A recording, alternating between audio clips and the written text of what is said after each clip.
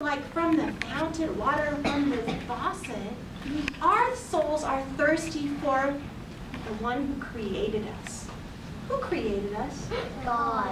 Yeah, that's right. God created us.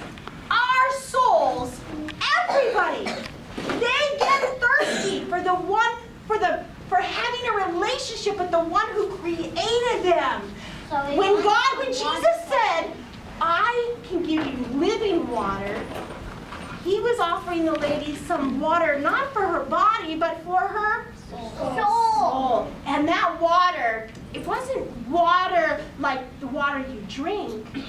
That was something that could nourish her soul, which was knowing Jesus and knowing God and being in his presence and knowing him and praying to him and talking with him. Those are things that nourish our soul. Jesus was explaining to her how her soul didn't have to be thirsty. It didn't always have to crave things. You know, sometimes people, their souls, they know it wants something. It craves something. You know what some people do? They think, I'm craving something. I want something. And they think, I know, I want a new bike. That's what would make me happy. That's what would make me feel good. But then, you get a bike, and yeah, it's great for a while. But then they start to feel empty again. And maybe they think, well, I know what would make me feel good if I take a trip around the world. Then I would feel good. And they have a great time, and they go on their trip around the world, and they come home, and that was awesome, but they still feel, I don't know, kind of empty.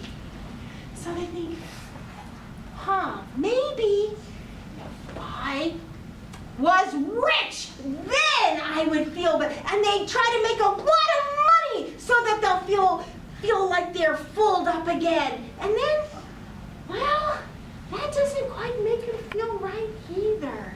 Something's always missing. What's always missing?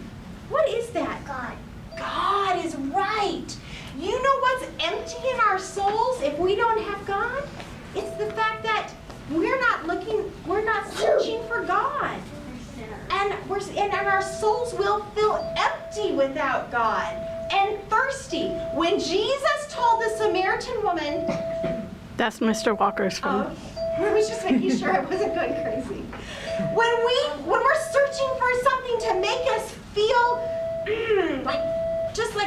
something to satisfy us, you know what we really need?